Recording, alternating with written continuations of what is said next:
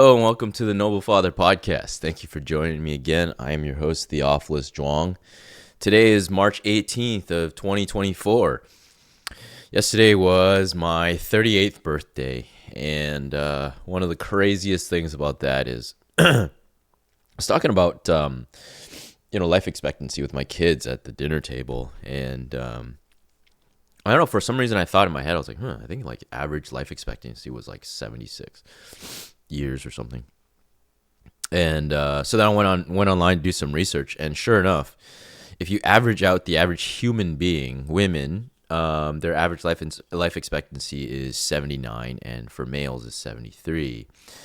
If you take the average of that, the average human being, their life expectancy is actually 76, which 76 is the average of 79 and 73.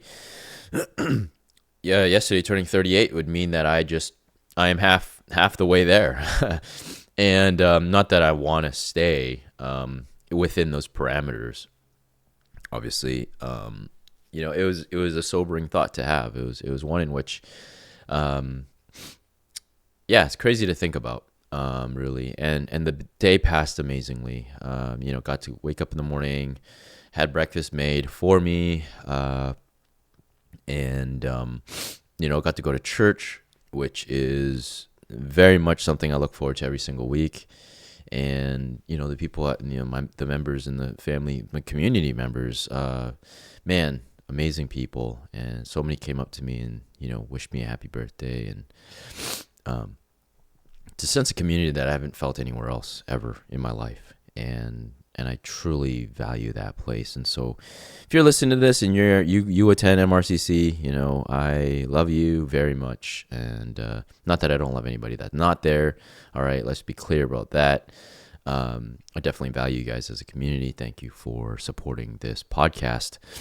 After church, chatted with some people, and then I took my kids to McDonald's, asked them what they wanted for lunch. Obviously Happy Meals are their thing. So had lunch at McDonald's, and following lunch at McDonald's, we went home, got our bikes ready, and we took our bike ride out to a local dike out here. It's kind of this little walking trail that we have, and people bike and people walk and run and what have you.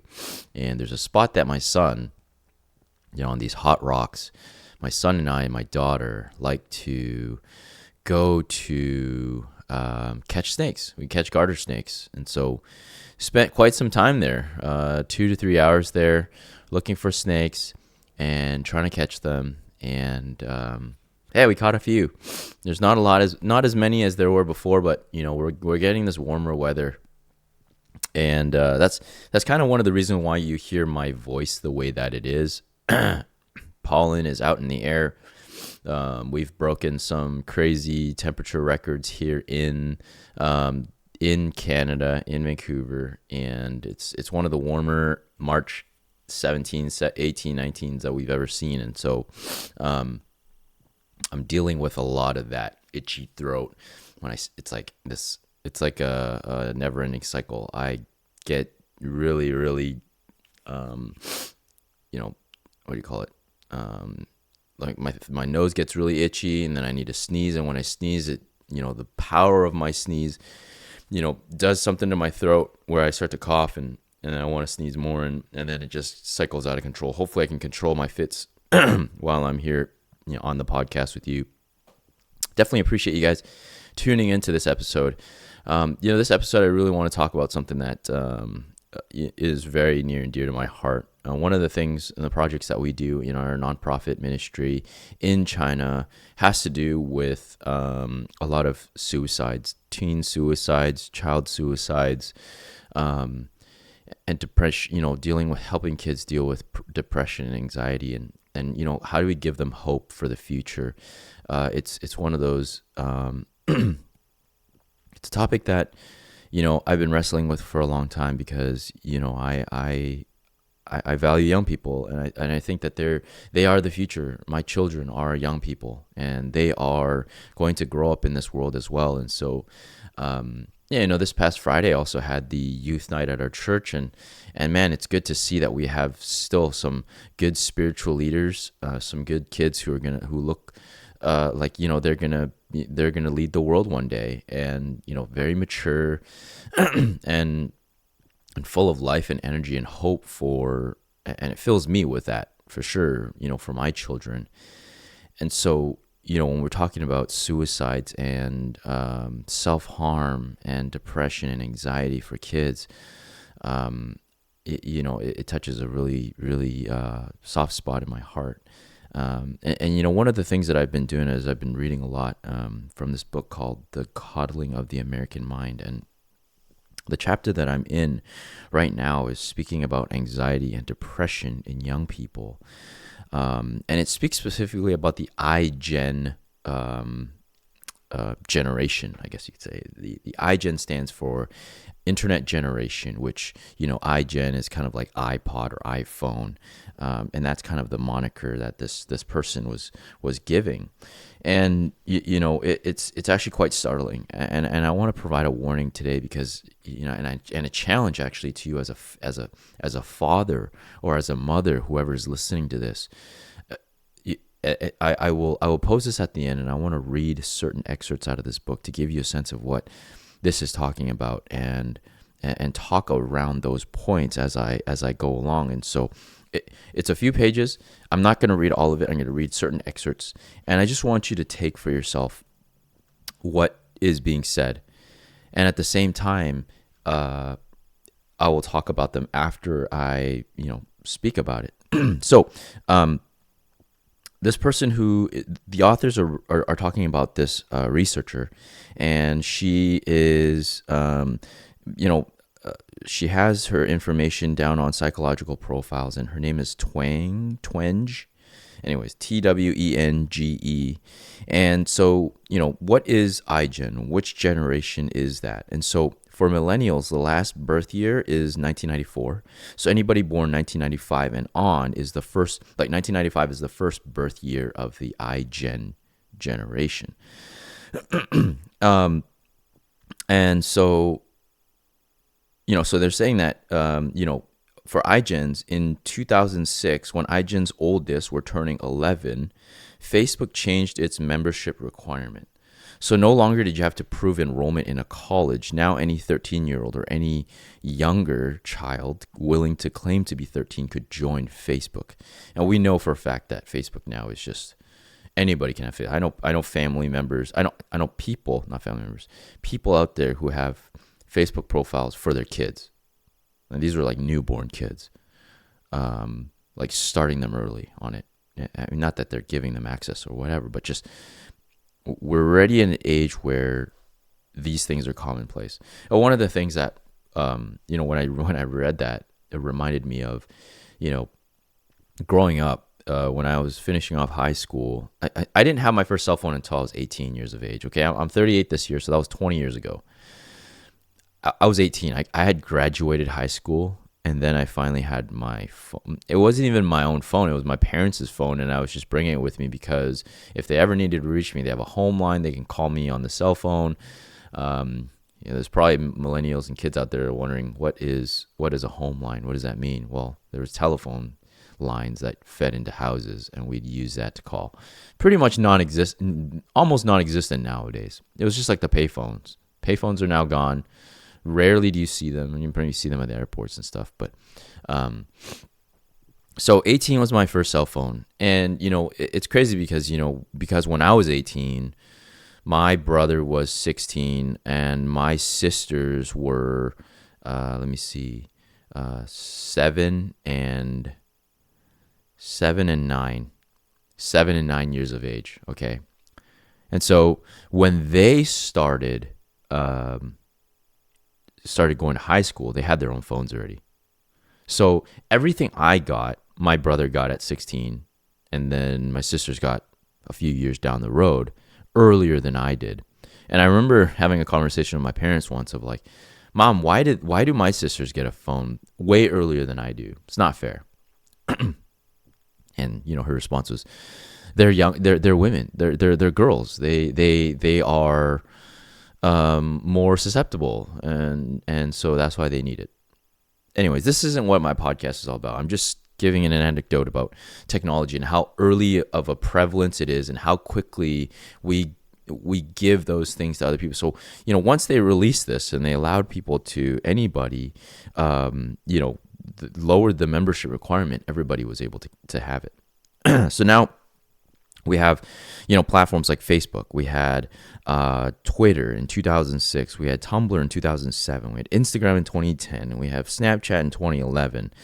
And a variety of other ones, right? We had starting out with MySpace, and there's other ones like Asian Avenue, whatever. If you're familiar with any of those, these companies were just very good at getting eyeballs, getting people to stay on their platform. It was literally a dopamine factory for these people. I want to read something. I want to read this quote to you from the first president of Facebook from an interview that he did in 2017. And I really want you to think about what this means for your children. When I read it and I thought about my kids, I think instantly too, I really need to limit their technology use, especially social media, for this reason alone. Okay, so I'm going to read this. This is by Sean Parker. Okay, this is him talking about the early years of Facebook. The thought process that went into building these applications, Facebook being the first of them, was all about how do we consume as much of your time and conscious attention as possible. And that means that we need to sort of give you a little dopamine hit every once in a while because someone liked or commented on a photo or a post or whatever. And that's going to get you to contribute more content, and that's going to get you more likes and comments. It's a social validation feedback loop. Exactly the kind of thing that a hacker like myself would come up with, because you're exploiting a vulnerability in human psychology. And the interesting thing is, earlier in the interview, he says, God only knows what it's doing to our children's brains. So in short, iGen was the first generation that spent and is now spending its formative teen years immersed in the giant social and commercial experiment of social media, right? And he poses the question, what could go wrong? And I think what we're seeing today is what is going wrong. Now, how does this tie into anxiety and depression? Well, I think that it's pretty obvious, right? And we know that boys and girls are different. Girls seek that validation, especially in a fatherless home. When the father is not there, let's just say when a father is there, the child is always looking to the approval or seeking the attention of the father. So let's use girls for an example. Girls like to seek that attention from their fathers. They want to see that. They want to see them wearing a dress. They want to see them looking at their new nail polish. They want to see them, in their makeup or whatever. They're seeking that attention from the first male figure that they have interactions with in their life, which is their father. Now, for males, what is males? Males want that attention too, right? Males want that validation as well. Males want to get, you want to spend that time with dad. They want to do those things with dad. They want to wrestle with dad. They want to fight with dad. They want to, they want to do those things with dad. And so, imagine what social media does in an absent home where the father is not there, right? We get the opposite effect of that. Create a vacuum within these children, and they seek that male approval. And if anything, today's day and age, we're seeing the ultimate evolution of that. Not just social media, but pornography, and through OnlyFans, and through Instagram, and thirst traps, right? Like putting your picture out there and sending nudes and all this stuff now, like trying to seek that approval from other people. And males are susceptible to that too. We want that attention as well, just on a lesser level. You can imagine what social media does to a young girl's mind and what she seeks, and especially she's not getting the amount of likes or the comments that she expected, or people are making fun of them or putting them down and saying they look fat or whatever it is. You can imagine what it does to self-image, to self-esteem, what it does to a value of one's identity. And so when you're talking about anxiety and depression, you go and then you're dealing with puberty, things of that nature. You're wondering, why am I not as pretty as this girl in class? Or why am I not as skinny as this girl in class? And comparing myself to this person, or that person's photo got 400 likes and I only got 30 likes. It's a conversation that's endless. You'll never fully satisfy that standard, because it's not the standard. And so you can imagine what that does, anxiety wise and depression wise. You're living this this life. Now you exacerbate that by making it so a father is absent in the home. One kid posting a photo of them spending time with their dad at playland, or at a playground or at a pool, and you think to yourself, why am I not good enough to have a father like that, right? Can you imagine where the mind goes when something like that is seen? And that's crazy. And I'm not speaking just out of fluff. Like, this teen anxiety and depression has gone up so much. And I want to give you a sense of that. They show a chart in this book, and the growth in adolescent depression rates for females is like upward trend. 20% of let me see, 20% of 100,000 out of 100,000 kids. Actually, no, I don't even think that's. I don't even know if that's accurate or not, or what I'm saying. I really need to look at this, because I want to get these facts straight.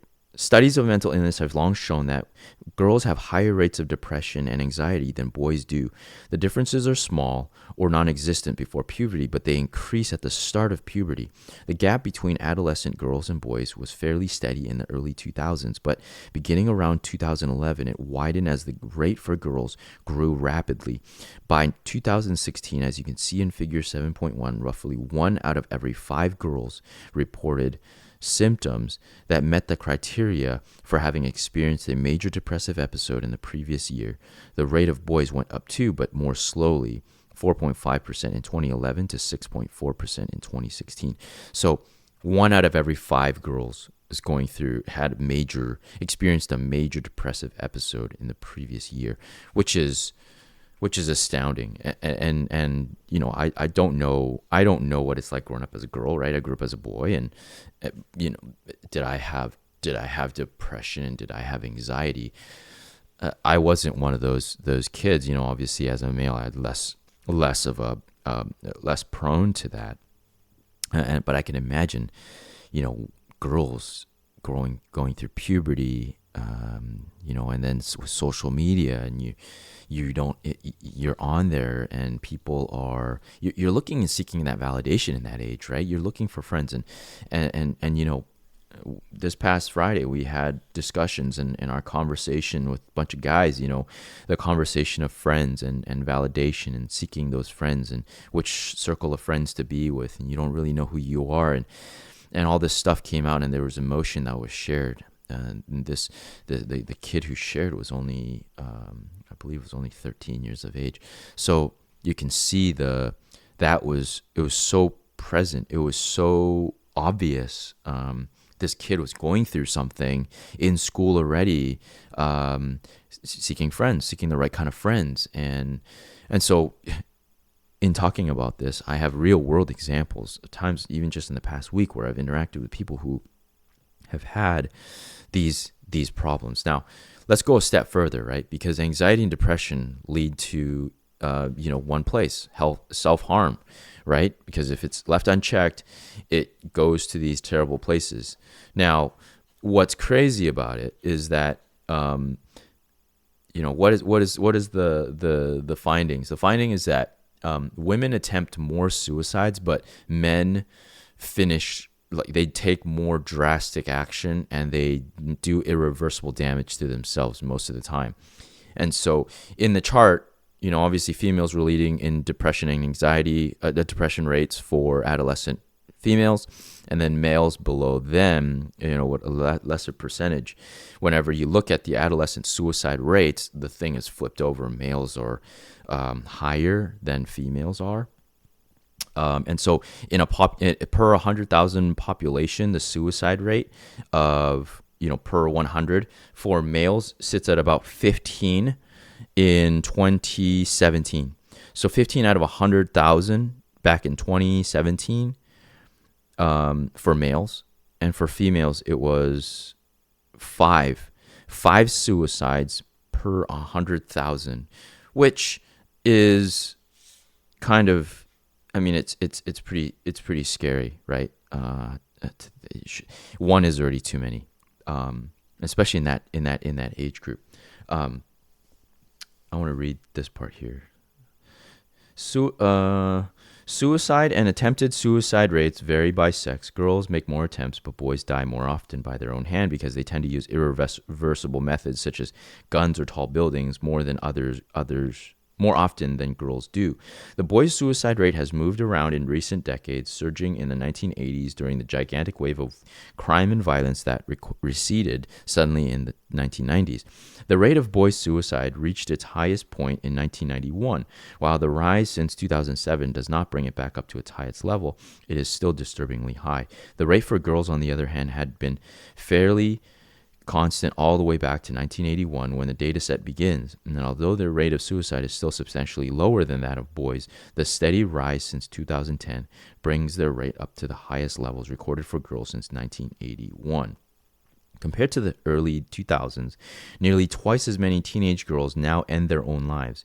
In Canada, too, the suicide rate for teen girls is rising, though not as sharply, while the rate for teen boys has fallen. Confirming this increase in mental illness with a different data set, a recent study looked at non-fatal self-inflicted injuries. These are cases in which adolescents were admitted to emergency rooms because they had physically harmed themselves by doing such things as cutting themselves with a razor, banging their heads into walls, or drinking poison. The research examined data from 66 U.S. hospitals going back to 2001 and were able to estimate self-harm rates for the entire country. They found that the rate for boys held steady at roughly 200 per 100,000 boys in the age range of 15 to 19. The rate for girls in that age range was much higher, but had also been relatively steady from 2001 to 2009. At around 420 per 100,000 girls. Beginning in 2010, however, girls' rate began to rise steadily, reaching 630 per 100,000 in 2015. The rate for younger girls ages 10 to 14 rose even more quickly, nearly tripling from roughly 110 per 100,000 in 2009 to 318 per 100,000 in 2015. The corresponding rate for boys in that age range was around 40 throughout the period studied. The years since 2010 have been very hard on girls. And, I don't have to look very far. If you've heard my podcast episode with the mother who had the girl who's sex trafficked, you'd see that in that conversation. Another member of our church, having issues with their daughter as well. This is everywhere I look. I see this everywhere, and to think that it's not affecting our young people is mind-boggling. You would be absolutely ignorant. And so, here's the challenge I want to pose to you, and I want to keep this episode short. Today's the first day of spring break for my kids, and I want to enjoy my time with them as well. And so I want to pose this challenge to you and really think about this, because yes, we have the prevalence of technology, and it's going to be very hard to, counteract that. What do we do to offset that? And how do we go about it? As parents, we are in charge of our kids' well-being, and the foundation in which we set our children off on this journey through life is very important. And so the challenge I want to pose to you is very much a limiting of social media. Hold off on that as much as you can, as long as you can. My son also has come to me before and asked me, Dad, can I play Roblox with my friends on the internet? And, that's one of the things that I've had to stick to my guns on and say, hey, son, I don't think playing online games right now is a good use of your time. And also because I can't moderate every single minute that you log in this game. Once that door is opened, it'd be very hard to close it again. And so I had to put my foot down. And this is my cry for you, is to consider putting a foot down for your children. You set the tone for when they take technology, when they use technology. We survived without cell phones growing up. There was no problem, with that. And so, that might, this conversation, this challenge of withholding social media for as long as you can in your children could lead to other conversations of, limiting the amount of time that they spend on technology, or not giving them a mobile device, or giving them a mobile device only in certain situations where they are away from home, and not letting them keep this mobile device, in their possession, in their care, because this device is essentially a dopamine generating device. It is meant to keep you transfixed on this. It is meant to hold your attention and keep it. And not only that, it's a vacuum for your content. It is asking you to submit things in the form of a photo, in the form of a video, in the form of your words and your thoughts. It is a vacuum for these things. And when and because it's such a vacuum, it actually takes away from our personal interactions with each other. Because if I'm always feeding to this, and I'm talking to you like this, and I'm holding my phone, I'm not giving you my full attention. I am. This thing is a very active distraction from being present with those around us. And I've already seen this before. Kids nowadays are not very social, and this came to a head before, and you might have heard me tell this story before. One time, me and my kids were at the swimming pool, and we thought we'd go and hop into the hot tub, out of the pool.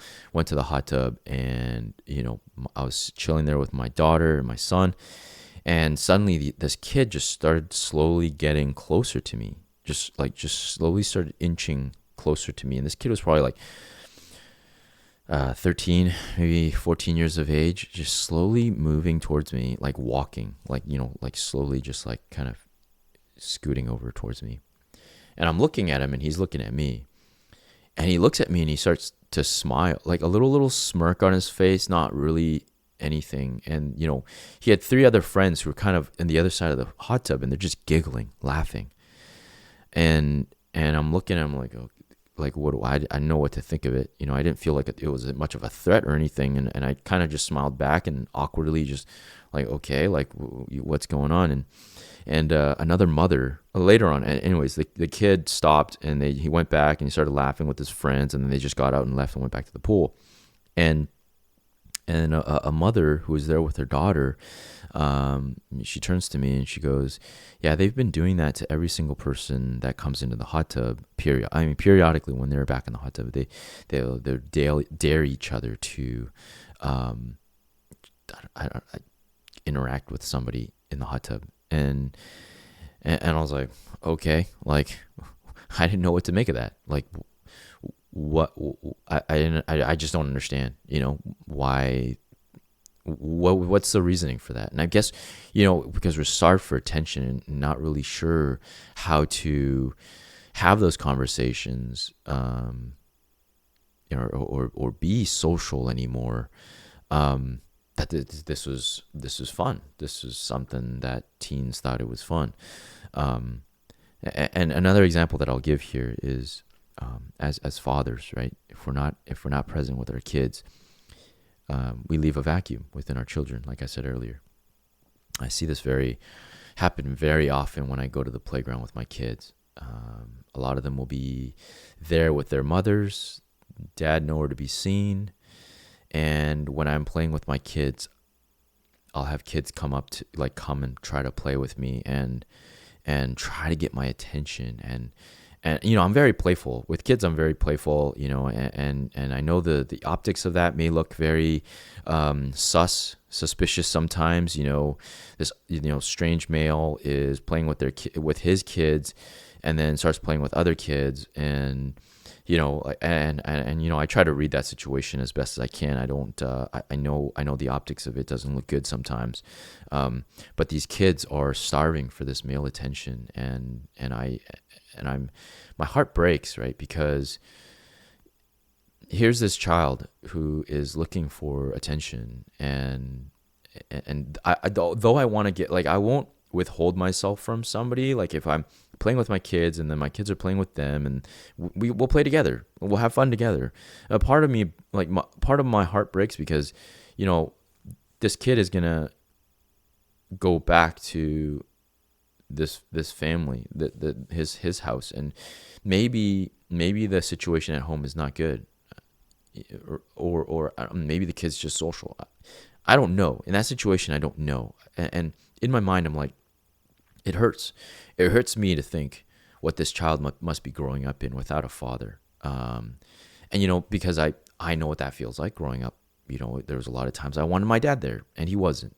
And that created in me a desire, wanting to be a good father and present in that sense. I can only imagine what these kids are going through. And so, circling back, consider for yourself as a family, as a father who cares for your children, how to withhold technology from your child. If you are to give them a mobile device, give them a mobile device only when they are in somebody else's care, or you are dropping them off at a birthday party, or they're going to hang out with friends in a mall, and taking it back whenever they come back home. Don't keep them on the technology. I try to think back on my own childhood. If I had this mobile device my whole life, and I could go to it whenever I wanted to, which I see all the time with kids, my childhood, my adulthood would be very different given that. And even in saying that, now as a 38-year-old with this device, the amount of dopamine I get from this device is off the charts. And that affects me in a very negative way. And that takes me away from being present. And that is a big lesson in itself too, is that once that door swings open, it is going to stay open, and the floodgates of dopamine is going to come. And so we need to be careful as parents, as family members, as fathers, as mothers, of how much our kids are absorbing through these things, right? If you are any kind of parent who gives their kids technology right now, you've probably experienced giving them so much technology that afterwards they almost forget how to be human beings. They're more irritated, more irritable. They can fly off the handle so easy. They almost forget how to interact with one another. I definitely see that whenever my kids have more technology than we intended for them. They fight. They don't share, and they don't talk nice to each other. They forget how to be social. They forget how to listen to instructions even. And so that's the danger of technology. And I really think that, to offset anxiety and depression, we need to instill in our children a sense of identity, and to really bolster their self-esteem, bolster their self-image. Because if we let something else like technology and social media dictate that self-image and that self-esteem, we are setting them up for destruction, because it'll never satisfy. There's always going to be somebody prettier. There's always going to be somebody with a nicer car. There's always going to be somebody with a bigger house. There's always going to be somebody with more money. There's always going to be somebody who travels to nicer places than you. There's always going to be somebody with a more present father. There's always going to be somebody with a more present mother. And these are standards that can never be met. And that is why, as fathers, we must be intentional and be present with our kids, because we should be giving them that dopamine. We should be their first source of validation. We should be their first source of self-esteem, their identity, helping them walk through life, being present in their lives. Without that, we set them up for leaning upon things like this for that. And if you're faith, if you go to church, or you're a believer of God, you're a lover of God, you'd know that our role is to bring their hands together with God, give that hand over to God one day, and just be free, and not be free, but to just trust God and trust their lives into God's hands. And that is really the journey of a father. that I believe is the pinnacle of the Father, is to guide our children spiritually in the matters that this physical world will demand of them more than we know. And so without the reliance of God, we can very easily lose them. So I want to thank you for tuning into this episode. If you're a father who is looking for community, looking for a meetup where you can share openly about the things of fatherhood, you want to be heard in a space that is safe and confidential, we have a meetup on Thursdays at 4 p.m. Pacific time, 7 p.m. Eastern time. You can come check us out. We meet over on Discord. We are now a premium community. What that means is you must pay to take part. We have a membership. You're contributing to our cause, but also it is an investment in yourself as we're going through goals, going through our meetups together. The value speaks for itself, and we'd very much like to have you. And and if you're listening to this on the audio waves, know that we are uploading these onto YouTube as well. So if you want to watch them, you can watch them there. And as always, remember to stay present. We are not promised tomorrow, and whatever you do, stay noble. Thank you. Bye for now.